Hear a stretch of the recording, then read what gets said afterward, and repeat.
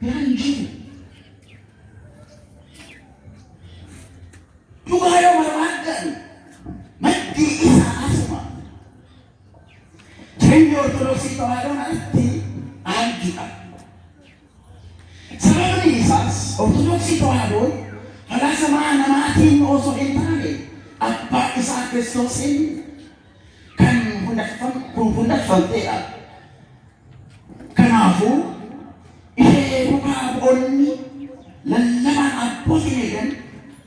Warigantoni irratironan lamma sahi sadafa kamin kabne karangrenya sami isato kecaya kana foto ma ayo Kristano ta kugati kanante wangera rakeda akasumas cinnan kesajara hen fayalo po kesaitis barikul kan somi tibayete wanta amanti kesan sirritine amantaችሁ ማወቅ አለባችሁ መማር አለባችሁ በቀን ለመጣ እምነት አይደለም እንዴት እንደመጣ እናየዋለን እንዴት እንደሰጠን ባለቤቱን ስናይ እንዴት እንዳቆዩልን አባቶቻችንን ስናይ ሁለተኛም ሶስተኛም የሌላትን ብቸኛዋን እውነት የሕይወት መንገድ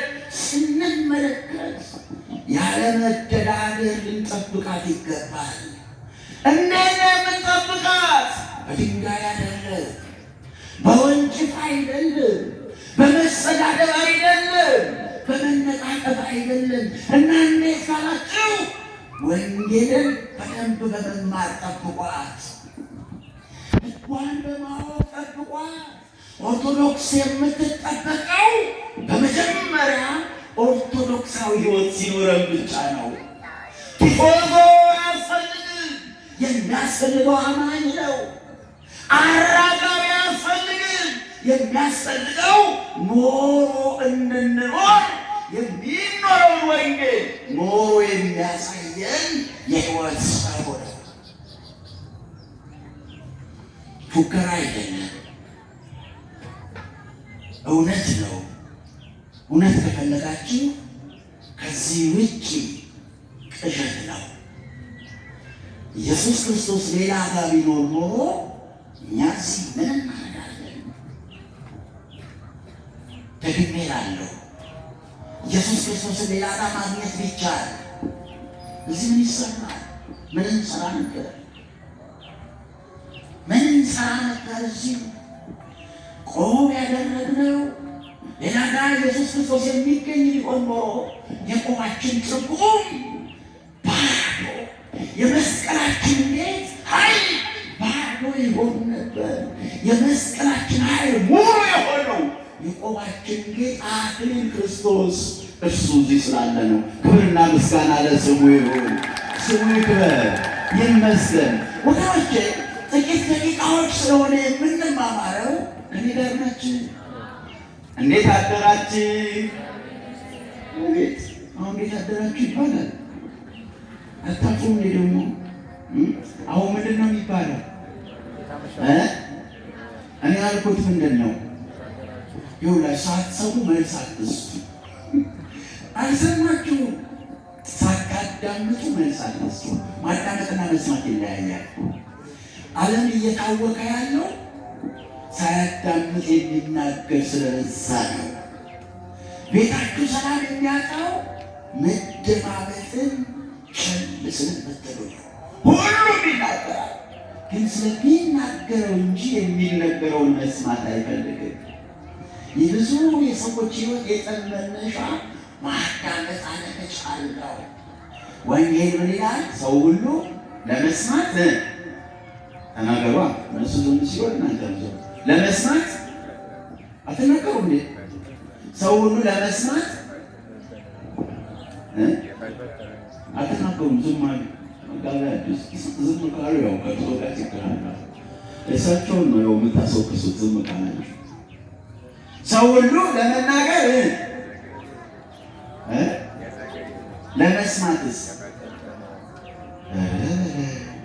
ሰው ሁሉ ለመስማት ምን ያለ ይሁን የፈጠነ ምን ለማድረግ ለመስማት ለመናገርስ የዘገየ። ምክንያቱስ መናገር ማሰብን ይጠይቃል። መስማትስ ሰምቶ ማሰብ ይቻላል። ተናግሮ ማሰብ ግን አይቻልም። ከአፍ ከወጣ አፋፍ ነው። ቃላቶቻችሁ የሚጠቅሟቸው ከአፋችሁ ከመውጣታቸው በፊት ብቻ ነው። በቃላቶቻችሁ ላይ ስልጣን የሚኖራችሁ ከአንደበታችሁ ከመውጣታቸው በፊት ነው። ከዛ በኋላስ የሚያስፈርዱ የሚያስኮንኑ ሊሆኑ ይችላል። ስለዚህ ሰምቶ መመለስን ልንለማመድ ያስፈልጋል። ወገኖቼ በቀጥታ ወደ ዕለቱ ትምህርት እንሂድና ጥቂት እንባባል። ዛሬ ምን እያደረግን ነው ብለን ስንል ወገኖቼ ዛሬ ለምን ተሰበሰብን? ምን ስናደርጉ አለን ብዬ መልሳችሁ የሚሆነው ምንድን ነው? ምን ስታደርጉ አላችሁ? ምን ሲያደርጉ አሉ? ዛሬ ምን ስታደርጉ አላችሁ? ምን ስታደርጉ ነው አላችሁት? ዛሬ በዓል አክብራችኋል አይደለ? በዓል ማክበር ማለት ነው ዛሬ የተሰበሰባችሁበት ስናከናውን የዋልነው ጉዳይ እግዚአብሔርን ስናመልክ ነው የዋልነው። ማንን ስናመልክ? ፈጣሪ ዓለማትን ቅዱሱን እግዚአብሔርን ስናመልክ ውለናል። ስሙ ይክበር ይመስገን። አመስግኑት። ምን ስትሰሩ ዋላችሁ? አምላካችንን ስናመልክ። ሌላው ስርዓት ነው። እንዴት አድርጋችሁ ካመለካችሁ? በቅዳሴ በስጋው ደግሞ በዑደቱ በታቦቱ እሱ ዝርዝር ነው። ሄዳችሁ ስትጠየቁ የሄዳችሁ ቤተክርስቲያን ለምን እግዚአብሔርን ልናመልካለን? እንዴት አድርጋችሁ አመለካችሁ? ዝርዝር ነው። ቀጥሎ ይመጣል እሱ። ወገኖቼ በዓላትን በማክበር ውስጥ ያለው መለኮታዊ የእግዚአብሔር መገለጥ ወይም መግቦትና ፍቅር ለጌትነቱ ዘወትር የማይቋረጥ የአምልኮ ምስጋና ዝማሬ በማቅረብ የወደፊቱ የመንግሥተ እግዚአብሔርን ጣዕም አሁን በምን እየቀመስንና እየሰማን ደግሞም ወደፊት የምንኖርበትን ሰማያዊነት ሰማያዊ ሕይወት ሰማያዊ ከሆነች በምድር ባለች መንግሥቱ ላይ ስንቀምሰዋለን። በአምልኮ ውስጥ ምን ቀመሳችሁ? በዝማሬ ውስጥ ቅዱስ ቅዱስ ከሚሉ መላእክት ጋር ተሳተፋችሁ። መሬት ሆናችሁ ሰማያዊውን አምላክ በሰማያዊ መቅደስ ታድማችሁ፣ በሰማያዊ ኅብረት ታጅባችሁ፣ ከመላእክት ጋር ዘምራችሁ አንድ ሆናችሁ የመንፈስ ቅዱስን ኅብረት የመላእክትን ኅብረት ከቅዱሱ ከክርስቶስ ጋር አንድ የምትሆኑበትን የአምልኮ ሥርዓት ተከናወነ እና ምን አደረግን? እግዚአብሔርን ስናመልኳል። ወደፊት የምንኖረውን የክርስቶስን ደስታ ዛሬ እዚህ መቅመስ ቻልን። ክብር ምስጋና ለስሙ ይሁን። ዛሬ ቀመስን። ወደፊት የሚመጣውን የእግዚአብሔርን መንግሥት ቤተ ክርስቲያን አሳየችን። ወደፊት የምንኖርበትን ሰማያዊ ዓለም በምድር በሥጋችን እንድንቀምስ ረዳችን። ከኃጢአት እያናደገች በንስሐ እያጠበች በክርስቶስ ሥጋና ደም እያተመች ወደ አዲሱ ሰማያዊነት እየለወጠች በምድር ሳለን ሰማያዊነታችንን አቀመሰችን። ክብር ምስጋና ለዚህ ቤተ ክርስቲያን ይሁን። ስለዚህ የአምልኮ ሥርዓታችን የምንነጋገርበት የመጣው እግዚአብሔርን እናመልክ ነው። የምንነጋገርበት ርዕስ ይኖረናል። ምን አይነት ርዕስ ይኖረናል? እግዚአብሔርን በማምለክ ውስጥ የሚኖረን ርዕስ ምንድን ነው ብለን ስንል የእግዚአብሔር መንግሥት አሰራር አንዳንዱን እናያለን። የምናደርገው እግዚአብሔርን ማንን ነው የምናመልከው? ማንን ነው የምናመልከው? እግዚአብሔር ነው የምናመልከው። በእያንዳንዱ ቀን ስንመጣ ምን ልናደርግ ነው? ንገሩኛ። ምን ልናደርግ? በእያንዳንዱ ቀን ቤተ ክርስቲያን ስንመጣ ዓላማው ምንድን ነው? እግዚአብሔርን ማምለክ። በማምለክ ውስጥ ርዕሶች አሉ። ለምሳሌ የገብርኤል ቀን ብንመጣ ምን ልናደርግ ነው የምንመጣው? ተናገሩ። የገብርኤል ቀን ብትመጡ ምን ልታደርጉ ነው የምትመጡት? ንገሩኛ። አኮረፋችሁ እንዴ? ምን ልታረጉ ነው የምትመጡት? የገብርኤል ዕለት ንገሩኝ እንጂ ምን ልታረጉ ነው የምትመጡት? እግዚአብሔርን ለማምለክ። የማን ቀን? የገብርኤል ቀን።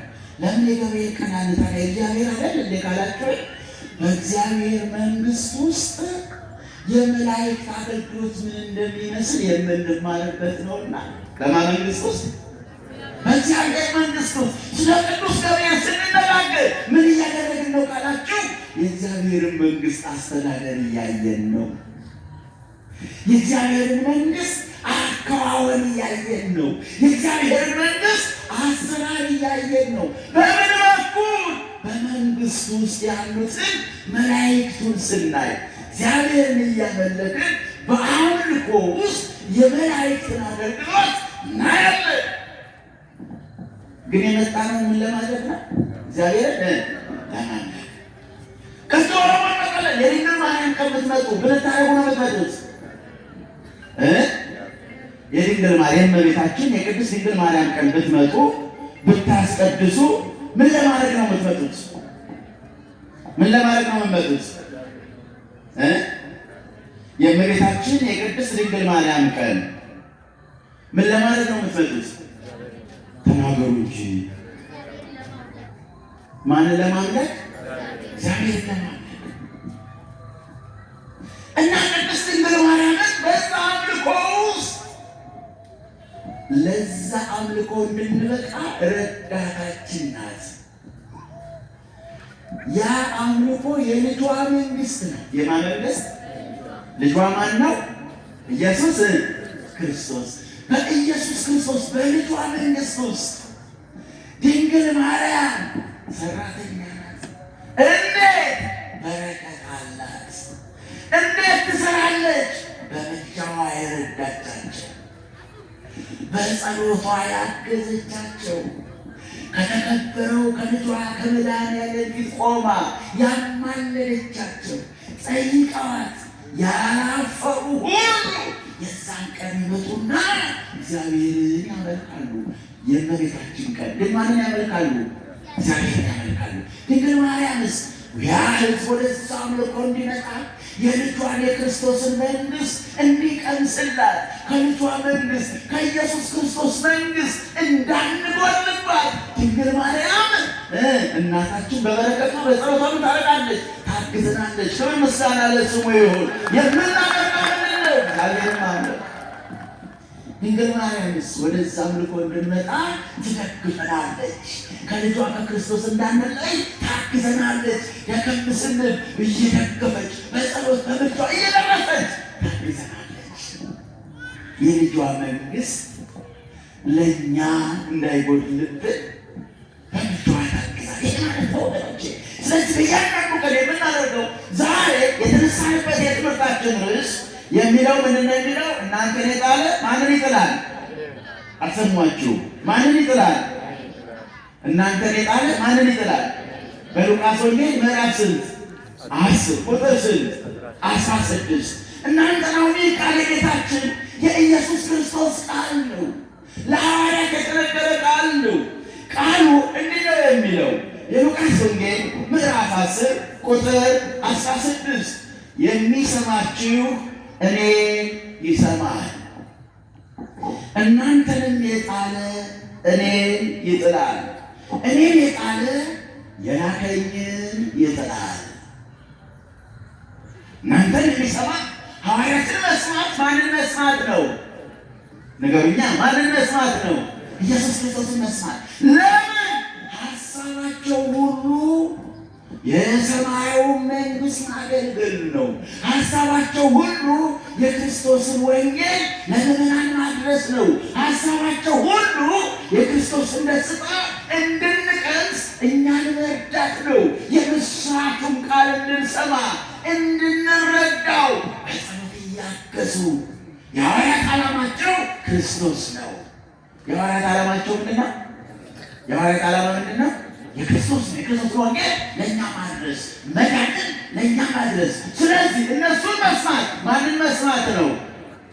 ኢየሱስ ክርስቶስን መስማት ነው። ኢየሱስ ክርስቶስን መስማት ነው። እነሱን የጣለስ ማንን ይጥላል? ኢየሱስ ክርስቶስን ይጥላል።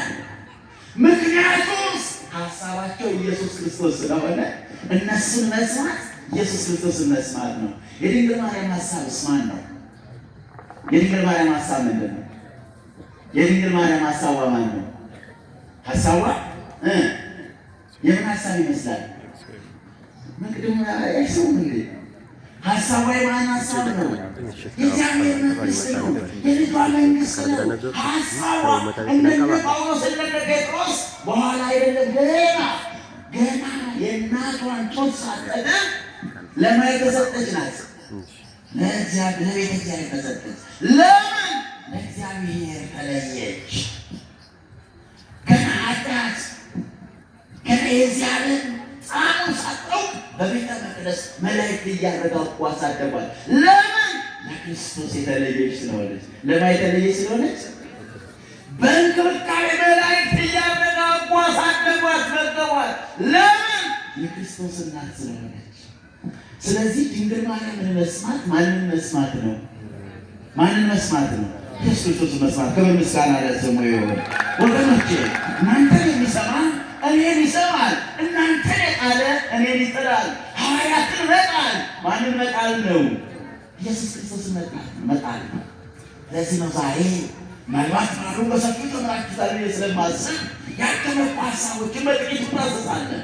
ወገኖቼ ዛሬ የምናከብረው የቅዱስ ጳውሎስ ብርሃናተ ዓለም እንላቸዋለን። የዓለም ብርሃን የምን ብርሃን? ምክንያቱስ ክርስቶስ ምን ስላለ? እናንተ የዓለም ብርሃን ናችሁ ስላለ ብርሃናተ ዓለም ጴጥሮስ ጳውሎስ እንላለን። እኛ አይደለንም ያለው መጽሐፍ ቅዱስ፣ እኛ አይደለንም ያለው ባለቤቱ ክርስቶስ፣ እኛ አይደለንም ያለው የላካቸው የሾማቸው መንፈስ ቅዱስ ራሱ ክርስቶስ ያላቸው። እናንተ የዓለም ብርሃን ናችሁ ስላለ ብርሃናተ ዓለም ጴጥሮስ ጳውሎስ እንላለን። ይሄንን ብንጥል ማንን እንጥላለን? ንገሩኛ። ይሄን ብንጥል ማንን እንጥላለን? የሾማቸውን ክርስቶስ። ብርሃናተ ዓለም ጴጥሮስ ጳውሎስ ባልን ምን እናጎላለን? እናንተ የዓለም ብርሃን ናችሁ የሚለው መለኮታዊ ቃል ምን እናደርጋለን? እንጥላለን። ያንን መጣል ደግሞ ማንን መጣል ነው? ባለቤቱን መጣል ነው። ባለቤቱን መጣል ነው። እናንተ የጣለ እኔን ይጥላል። ወገኖቼ አንድ ነገር ልበላችሁና ወደ ትምህርት የመሰረታዊ ሀሳብ ጠልቄ ይገባሉ። አንድ ጊዜ አባ እንጦንስ ማን አልኳችሁ? አባ እንጦንስ በምነና እያሉ ሰይጣን በጣም በረታባቸውና ገደል ለገደል እየጎተተ ስጋቸው እስኪቆስል እስኪቦጨቅ ድረስ ስቃይ ያበዛባቸው። በዚህ ጊዜ ይጮሁ ነበር። ጌታዬ ድረስልኝ፣ ኢየሱስ ክርስቶስ ድረስልኝ ያለ ይጮሁ ነበር። ግን ፈተናው በረታ። በስተመጨረሻ ባለቤቱ ተገለጠና ከሰይጣን ፈተና ታደጋቸው። ከታደጋቸው በኋላ አባ እንጦንስ አንድ ጥያቄ ጠየቁ። ምን ብለው? ጌታዬ የተከበርከው ጌታዬ ኢየሱስ ክርስቶስ ሆይ ሰይጣን ሲጫወትብኝ እናው ዝም አልከኝ? የት ነበር ካሉት ይህ ሁሉ መከራ ይህ ሁሉ ፈተና ሲጠራብኝ የት ነበር? ጌታዬ የተከበረው ጌታዬ ኢየሱስ ክርስቶስ እንዲህ ብሎ መለሰ፣ በውስጥህ ነበር አላቸው። በየት ነበር? አልሰማሁም። በየት ነበር? በውስጥህ ነበርኩ። እና ታዲያ ግን ዝም አልከኝ? ለሁለት ነገር፣ አንደኛ ተጋድሎን እንድትለማመድ፣ መንፈሳዊ ጥንካሬ እንድትለማመድ፣ ሰይጣንን እንዴት ማሸነፍ እንዳለበት እንድትለማመድ። ሁለተኛው ያለ እኔ ምንም ማድረግ እንደማትችል አውቀህ በእምነት እንድጠነክር ዝም አልኩ። ሲመጣችሁ ጮኻችሁ ጌታዬ ኢየሱስ ክርስቶስ ድረስልኝ ብላችሁ እያነባችሁ ለምናችሁት ጌታችሁ የሌለ ይመስል ዝም ብሏችሁ ከሆነ በተአምር በንስሐ የቀረቡትን በእምነት የሚማጸኑትን ቸል አይልም። ስሙ ይክበር ይመስገን። ሊያጠነክረን ዝም ይላል። ከሚገፉት ጋር እሱ አለ፣ ከሚሰደዱት ጋር እሱ አለ። ለዚህ ነው ቅዱስ ጳውሎስን ሳውል ሳውል ስለምን ታሳደኛለህ? አንተ ማነህ? እኔ የናዝሬቱ ኢየሱስ ክርስቶስ ነኝ። እኔ እኮ እያሳደድኩ የነበረው አንተን አይደለም ክርስቲያኖችን ነው አለ ቅዱስ ጳውሎስ። ክርስቲያንን ማሳደድ ማንን ማሳደድ ነው አለ? እኔን ማሳደድ ነው። በክርስቲያን ውስጥ የሚሰደደው ማን ነው? የሚታረደው ማን ነው? የሚገፋው ማን ነው? የሚፈናቀለው ማን ነው? ወገኖቼ በስሜ ካላችሁ ምን አለባችሁ? መከራ አለባችሁ። እዩ መንፈሳውያን ከሆናችሁ ከፈተናና ከመከራ አትርቁ። እናስ በፈተና ውስጥ የመውጣት የማሸነፍ በመከራ ውስጥ ጥንካሬ ተስፋና ኃይል ሆኖ መውጫ ይሆነናል። ክብር ምስጋና ለስሙ ይሆን። አይዟችሁ እኔ ዓለምን አሸንፌዋለሁና አይዟችሁ ይለናል። ክብር ምስጋና ለስሙ ይሆን። አይዟችሁ ይለናል። ወገኖች እናንተን የጣለ እኔን ይጥላል። ሐዋርያትን መጣል እርሱ መጣለው። ዛሬ ቅዱስ ቤተክርስቲያናችን የሐዋርያ ብርሃናት ዓለም ቅዱስ ጴጥሮስ ጳውሎስ ስራ ይህን ስም ከፍ አድርጋ አንስታ በአምልኮ ውስጥ የመማማሪያ ርዕስ አድርጋ ስንነጋገርበት ዋልን። ምክንያቱስ እናንተን የጣለ ማንን ይጥላል? እኔን ይጥላል። ይሄን ከፍ አድርጎ ማንሳት ማንን ማንሳት ነው? ኢየሱስ ክርስቶስ የጴጥሮስንና የጳውሎስን ተጋድሎ ለምዕመናን ማስተማር ማንን ማስተማር ነው? ኢየሱስ ክርስቶስን በጽናት እንዴት ማገልገል እንደሚገባ ማስተማር ነው። ወገኖቼ የሁለቱን ሐዋርያት በ67 ዓመተ ምህረት በኔሮን ጨካኙ ኔሮን በግፍ የሰዋቸው ሁለቱ አርበኞች የወንጌል አምዶች የሃይማኖት መሰረቶች የምንላቸው ሐዋርያት ዛሬ ይታሰባሉ። ታሪካቸውን ጠዋት በሰፊው ሰምታችኋል ብዬ አስባለሁ። ሁለቱ ሐዋርያት ለምን ያ ሁሉ መከራ? ባዶ እጃቸውን አልታጠቁም፣ ሰይፍ አልያዙ፣ ሽብር አልያዙ፣ ምንም አልያዙ። ግን ቤተ መንግስቱ ይበጠበጥ ነበር። የኔሮን ቤተ መንግስት ይሸበር ነበር። ለምንድን ነው የሚሸበረው? ከነሱ ጋር ከሰይፍ ከምንም ከቦምብም በላይ የሆነ ማን ነበር? ኢየሱስ ክርስቶስ የሚለው ስም ነበረ። ጣዖትን የሚያርድ አራውያንን የሚያበለብድ ሰይጣንን የሚያነድ ኃይል ያለው ስም። በዛ ስም ታምረው ያገለግሉ ስለነበር በእጃቸው መሳሪያ በሌለበት፣ የታጠቁት ምንም ክፉ ነገር በሌለበት፣ የሚናገሩት ምንም ክፉ ቃላት በሌለበት፣ ነገር ግን ቤተ መንግስቱ ይሄድ ነበር፣ ይንቀጠቀጥ ነበር፣ ይሸበር ነበር። መጨረሻም ያ የጣዖት አምልኮ የነገሰበት ቤተ መንግስት በመጨረሻም ቅዱስ ጳውሎስንና ቅዱስ ጴጥሮስ በዛሬው ዕለት በኔሮን ፍርድ በሮም አደባባይ ሰማዕትነት ተቀበሉ። ሁለቱ አጠራራቸውን ስንመለከት ቅዱስ ጳውሎስ የተማረ ቅዱስ ጳውሎስ ምን ያለ በገማልያል በሚባል ሰው ስር ቁጭ ብሎ የተማረ፣ ቅዱስ ጴጥሮስስ አሳ አጥማጅ ያልተማረ። አንድ ከተማረ አንድ ያልተማረ፣ አንዱን ከምሁር አንዱን ከአሳ አጥማጅ ወታደር፣ ሁለቱም ተጠሩ ለአንድ ዓላማ። ለስንት ዓላማ? ለአንድ ዓላማ ተጠሩ።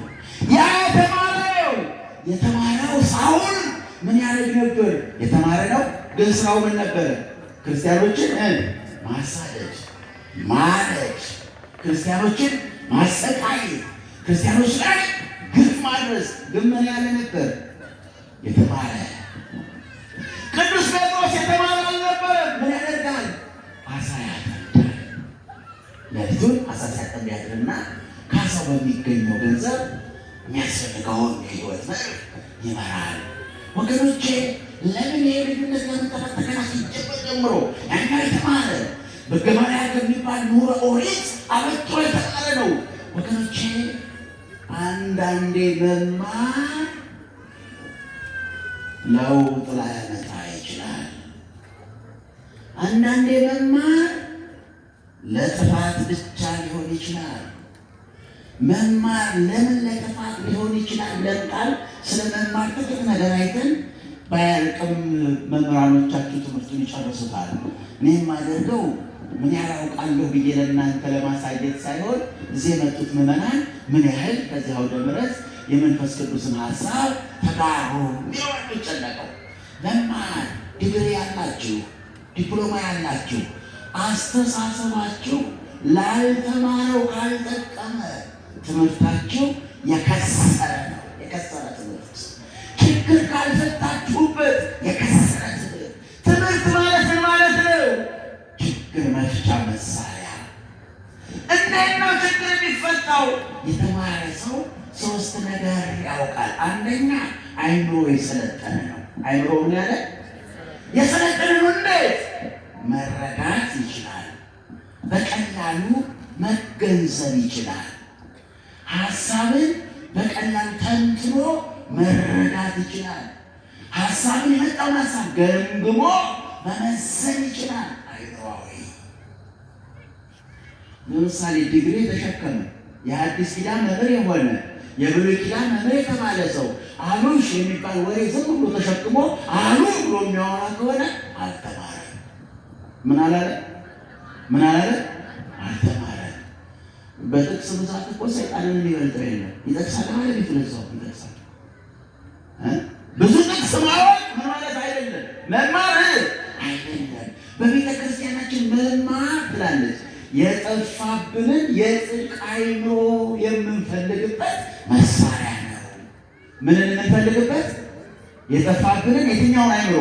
የጽድቅን አይምሮ የምንፈልግበት ዘመናዊ ዓለም መማር ማለት ምን ማለት ነው ብለን ስንል የሰው ልጅ ከአውሬ የተሻለ መሆኑን የሚያሳይበት ያስተሳሰብ ልዕልና ነው። ፈላስፋዎቹ የሰው ልጅ ትክክለኛውን ትምህርት ካላገኘ ከአውሬ የከፋ ይሆናል ይላሉ። ትክክለኛውን ትምህርት ካላገኘ ምን ይሆናል?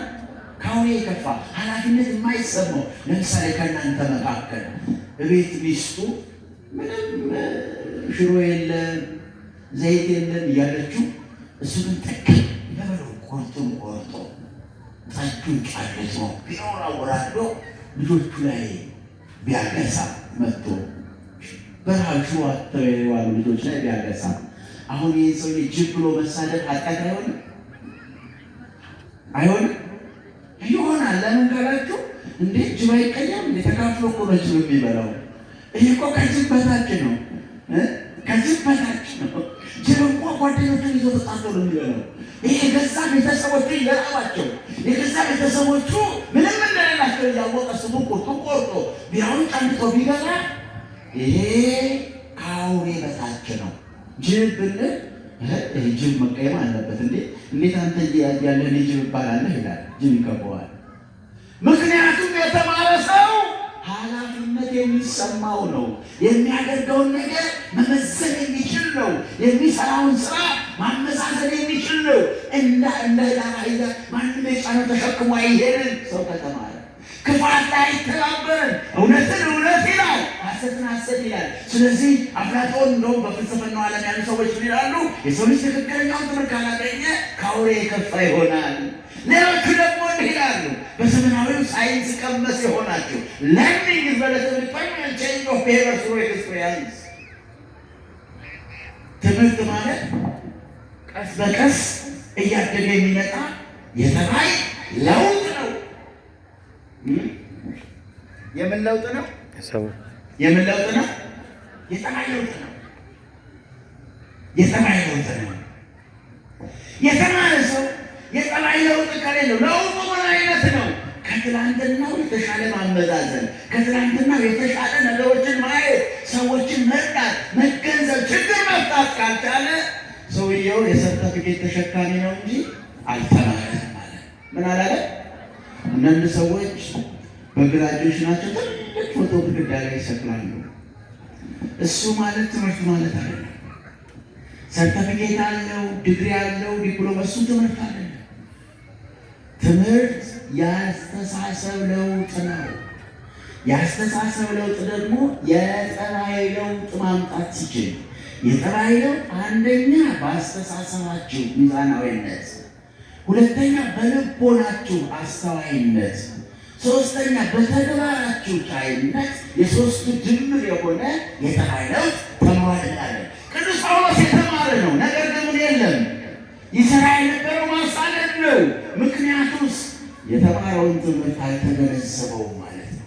የተማረውን ትምህርት ማለት ነው ዘልቋል፣ ተመርቋል። ነገር ግን ምን አልገባውም። ዓለማችን የምትበጠበጠው ሰርተፊኬት በያዙ ባልገባቸው የምሁራንን ቦታ በያዙ በማይገባቸው አስተናባሪዎች ነው። አሁን ቅዱስ ጳውሎስ የተማረ ነበረው መጀመሪያ ሕይወቱ፣ ግን ትምህርቱ ለማሳደጃነት ነው ያለው። ቅዱስ ጴጥሮስ አልተማረም፣ ነገር ግን አሳ አጥማጅ ነው። ሁለቱም ተጠሩ። ቅዱስ ጳውሎስ ከአሳዳጅነት፣ ቅዱስ ጴጥሮስ ከአሳ አጥማጅነት ተጠሩ። ለአንድ ዓላማ ግን የተለያየ ድርሻ ተሰጣቸው። ቅዱስ ጴጥሮስ የአይሁድ መምህር፣ ቅዱስ ጳውሎስ ደግሞ የአሕዛብ መምህር። የተለያየ ሕዝብ አላቸው። ምን አላቸው? የተለያየ ቋንቋ የሚናገር፣ የተለያየ አመለካከት ያለው፣ የተለያየ ባህል ያለው ሕዝብ። ሁለቱ መምህራን ሁለት የተለያየ አገልግሎት።